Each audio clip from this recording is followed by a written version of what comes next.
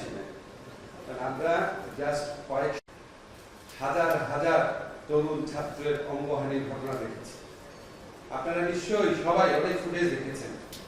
মনে হচ্ছে দেখলে মনে হয় যেন একটা গাজা স্ট্রিপের মধ্যে ইসরায়েলি বাহিনী হত্যা করছে। এইভাবে একজন আজকে ইনস্ট্রাকশন দিচ্ছে, ভিডিও গেম খেলা হচ্ছে। আমরা এরকম সময় কখনো পাই নাই যখন একটা দেশে, বাংলাদেশে 15টা বছর ফ্যাসিস্টের শাসন ছিল।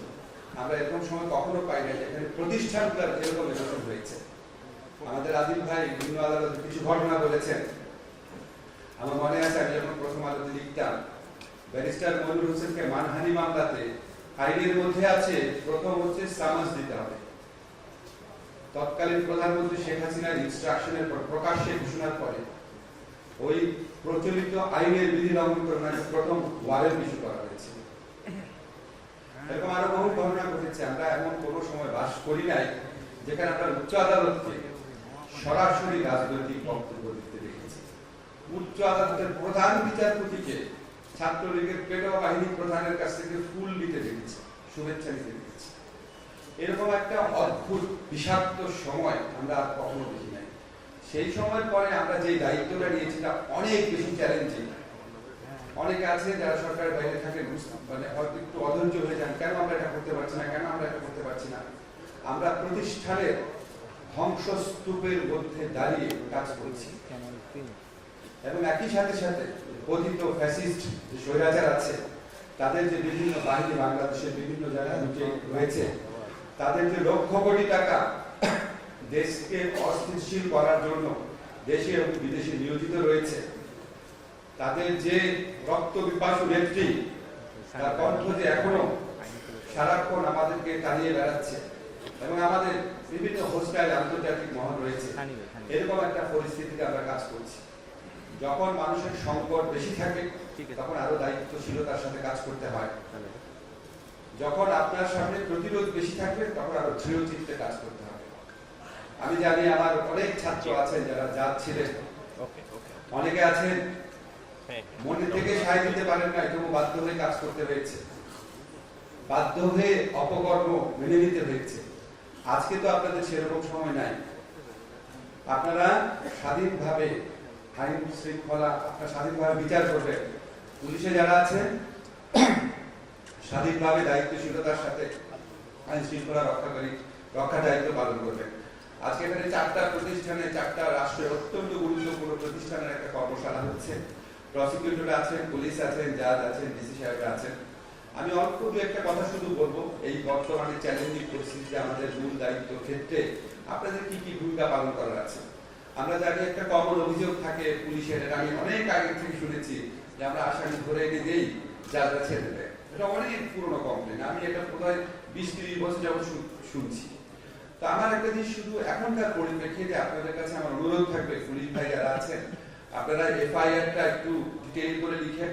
অনেক সময় এজাহার অনেক তথ্য থাকে না, কিন্তু আপনি এফআইআর লেখার সময় একটু আপনার হাতে, আপনার তো সেই এফিসিয়েন্সিটা আছে। আসামির পরিচয় যতটা জানানো যায় জানানোর চেষ্টা করেন। বিশেষ করে যখন ফরওয়ার্ডিং দিবেন, অ্যারেস্ট করার ক্ষেত্রে আপনার ফরওয়ার্ডিং দেওয়ার অথরিটি আছে।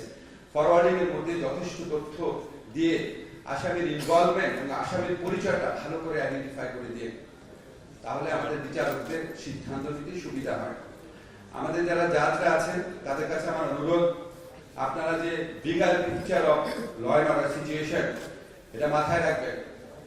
আপনারা হুটহাট করে জামিন দিবেন না। জামিন পাওয়ার পরে একজন মানুষ দেশের আইন শৃঙ্খলা পরিস্থিতির জন্য যদি ভয়াবহ হয়ে ওঠেন, যদি পালিয়ে যাওয়ার চেষ্টা করেন, যদি একই অপরাধ আবার করার চেষ্টা করেন, তাহলে সেটা জামিন দেওয়ার ক্ষেত্রে আপনাদের বিচারের বিষয় হওয়ার কথা, আপনারা হচ্ছে ভালো জানেন। আবার যিনি জামিনের যোগ্য, গত আমাদের মতো তাকে জামিন থেকেও বঞ্চিত করেন না। বাট মোট কথা হচ্ছে ওভারঅল যে ল এন্ড অর্ডার সিচুয়েশন, সেটা মাথার মধ্যে রাখবেন। আমরা খুব চ্যালেঞ্জিং সময় অতিবাহিত করছি। পুলিশ ভাইরা অনেক কষ্ট করে একটা হত্যা মামলার আসামিকে যখন ধরে আনে, হত্যা মামলার আসামি, জুলাই গণহত্যা মামলার আসামি, সেখানে আপনাদের অবশ্যই জামিন দেওয়ার ক্ষেত্রে সতর্ক করতে হবে এবং আপনাদের লক্ষ্য রাখতে হবে যে এই আসামিরা বেরিয়ে বিচার প্রক্রিয়াটাকে কতটা বাধাগ্রস্ত করতে হবে। এগুলো আইনের কথা, এগুলো আমার বানানোর কথা না। এখানে আপনাদের রিল্যাক্স হওয়ার কোনো সুযোগ নাই, এটা আপনারা অবশ্যই লক্ষ্য রাখবেন। যারা এখানে প্রসিকিউটর আছেন আপনারা লক্ষ্য রাখবেন, আপনারা হচ্ছে সরকার এবং কোর্টের মধ্যে একটা ব্রিজের মতো। অনেক সময় যদি পুলিশের রিপোর্টে যথেষ্ট তথ্য না থাকে বা আদালত যদি যথেষ্ট পরিমাণ ওয়াকিবহাল না থাকে, অনেক তথ্য দিয়ে, পরামর্শ দিয়ে, যুক্তি দিয়ে দায়িত্ব পালন করার স্কোপ আপনাদের রয়েছে।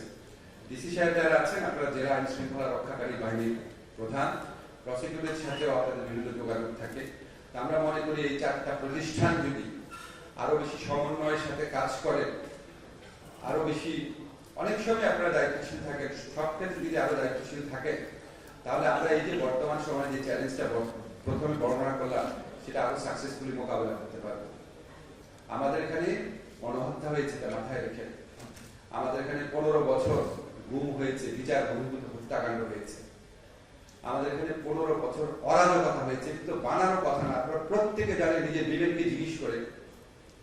তা আমরা যদি এই পুলিশ, কোর্ট, প্রসিকিউটর, ডিসি, আমরা যদি এই বার্তা দিতে না পারি যে প্রতিটা হত্যার বিচার হবে, প্রতিটা গুমের বিচার হবে, 15 বছরের অরাজকতার বিচার হবে, আমরা এই বার্তা দিতে না পারলে আমাদের এখানে থাকার তো কোনো মানে হয় না।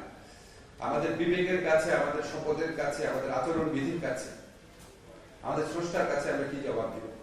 যখন দেশের মানুষ দেখবে রাষ্ট্র এক্সিস্ট করে, পুলিশ আদালত ঠিক মতো ফাংশন করে, তখন এই যে মবক্রেসি, যেটাকে আমরা মবতন্ত্রের বিরুদ্ধে যে আমরা এত বেশি মানে সোচ্চার হই, আমরা এটাকে ভয়াবহ জিনিস মনে করি মবতন্ত্রকে, কিন্তু যখন পুলিশ, কোর্ট, আইন শৃঙ্খলা পরিস্থিতি সবকিছু ঠিক মতো কাজ করবে, তখন মবের প্রকোপ আমি মনে করি আরো কমে যাবে, দেশে একটা সহনীয় পরিস্থিতি সৃষ্টি হবে। মানুষ দেখতে চায় রাষ্ট্র এক্সিস্ট করে through this organisations, through this institutions. সেক্ষেত্রে আমরা সবাই, ইনক্লুডিং মি, আমরা সবাই আরো বেশি দায়িত্বশীলতার পরিচয় দিব, আরো বেশি কোঅর্ডিনেট করব। আমরা সবাই রাষ্ট্রের কর্মচারী, এটা মাথায় রেখে একটা পরিবারের সদস্য, সবাই সবাইকে সহযোগিতা করব, এই আহ্বান জানিয়ে আমার বক্তব্য শেষ করছি। ধন্যবাদ।